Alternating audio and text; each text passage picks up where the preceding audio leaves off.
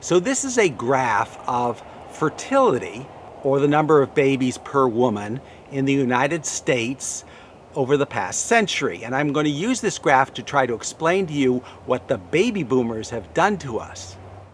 So the first thing I'm going to do is to simplify the graph by removing all the squiggles and just giving you the basic idea. The baby boom is this era between 1946 and 1964 when there were a lot of babies. And I am one of those baby boomers, and I remember from my childhood there were a lot of children around. So this line right here is replacement fertility. It's 2.1 babies per woman, which is what you need to produce to sustain your population.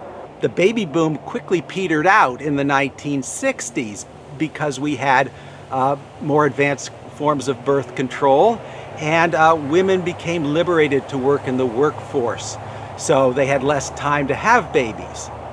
At the same time, there weren't many babies during the Great Depression or World War II because things were so bad that people didn't want babies. I'm still not really sure how they suppressed their fertility back then because this was before the pill, but they managed to do it. So before the baby boom, the fertility rate was just about replacement level, 2.1. And after the baby boom, it was also 2.1. And that has persisted. It's gone up and down just a little, but it has persisted to today where we have something less than replacement fertility. So this baby boom phenomenon was a one-time thing over the past century. It hasn't been repeated since. It will probably never be repeated. So what happened to the baby boomers? Did they go away? No, they're still around. They grew up, they got older, and as they grew older, they affected the economy. And I'm going to illustrate this with another similar graph where we're talking about the ages of people. The first of the baby boomers, born in 1946, reached the age of 21 around 1967. That was the hippie era. That was the free love hippie era, anti-war era. That was fueled by the baby boomers. At this point, they're not really working. They're agitating at age 21. You're just agitating. You're not really producing a lot for society.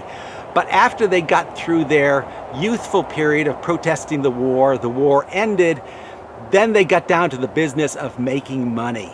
As they moved into the 70s and 80s and 90s, they became a huge economic force in America that generated a lot of income for the society at large and for the U.S. government.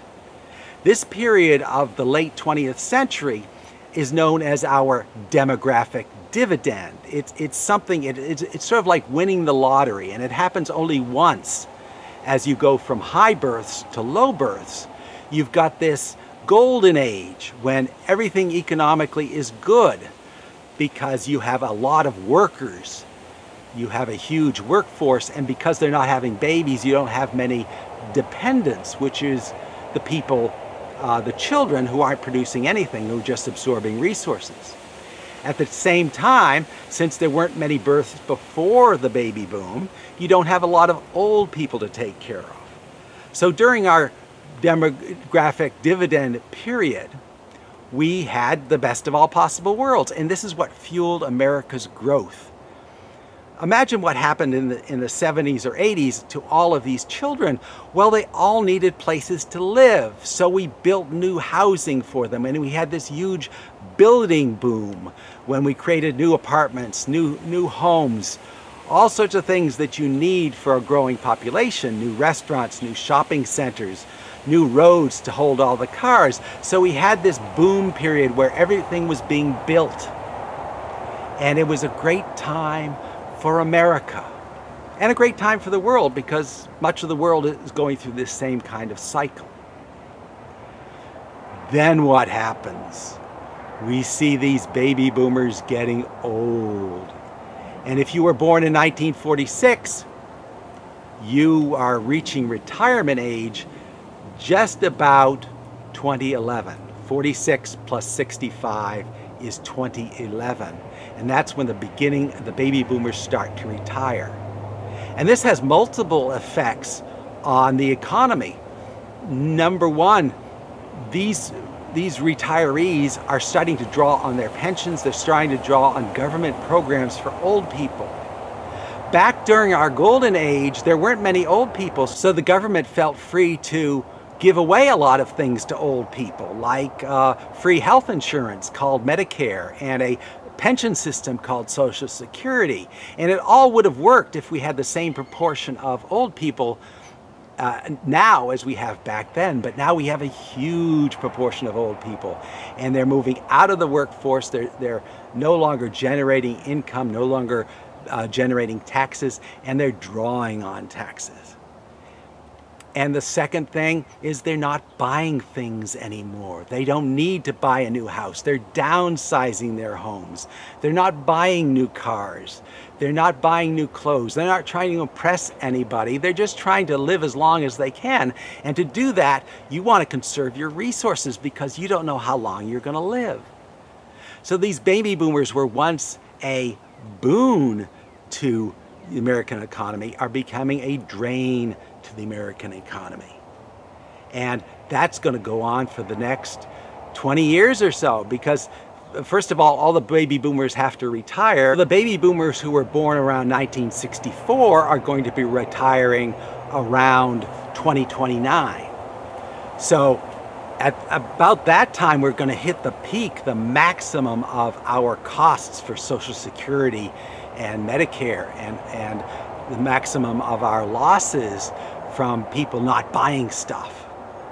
So you have this great disaster coming, this great fiscal disaster coming for the US government, if not other sectors of the economy, because the US government has made all these promises and it is already deeply in debt. Well, by the time 2029 rolls around, it's going to be even deeper in debt, and things will be even worse.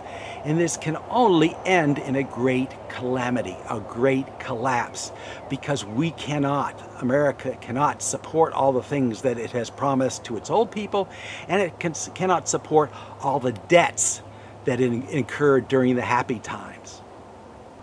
So let's back up to those happy times, the 1970s, the 80s, the 90s, and into the new century. Everything was growing, everything was great. People saw ahead of them an endless upward growth trend that went on forever. People thought this was going to go on forever, but nothing goes on forever. And politicians, when they're making their plans, they thought, well, we've always grown in the past, so we're always going to grow in the future. Therefore, we can borrow more than we can really afford right now. Everyone falls into this delusion of thinking whatever happened over the past 10 years is going to continue happening. And the baby boomers assure that that cannot happen. There has to be a collapse. You can't stop demography. The people who are alive today will continue to be alive until they die, and according to the predictable schedule of when they will die, we know they're going to become a huge burden to society. Immigration is a partial solution. We can bring in more people, bring in more taxpayers, but there's a limit to how fast you can do that, and it's never going to be enough to address our catastrophic debt problems and our catastrophic old age problems. Being a baby boomer myself, maybe I feel a little guilty about that, but I can't change anything. I can't change the fact that I'm a baby boomer. Nobody can change the fact that we're all going to get old, and the baby boomers are going to do it in huge numbers. So why can't we just make the baby boomers retire later? Maybe we can take away the medical insurance for the people who should be able to afford it themselves. Maybe we can take away Social Security for people who aren't poor. Well, good luck with that, because we have another effect of these baby boomers growing old. Baby boomers are voters. Much more than younger people, old people have time to vote, and they're always going to vote in favor of their own self-interest. If any politician comes along and threatens to cut their Social Security or cut their Medicare, they're going to vote that guy out of office. So we're crippled. Nothing is going to change. If you look at current politics, is anything getting done? No, it isn't. So nothing will be done. And the only thing that's going to affect a change in America and the world is a great calamity, a great collapse, where at some point the government can't borrow anymore and interest rates for the government rise and suddenly it's insolvent. So if the government keeps borrowing trillion after trillion and the economy itself stays the same and it starts to fall, and the tax base stays the same and starts to fall, eventually all these debts become untenable. They have to collapse. Just like a consumer using his credit card and spending it up way beyond his means to pay, eventually the government will not be able to pay. And when that happens, the whole economy is going to come crashing down.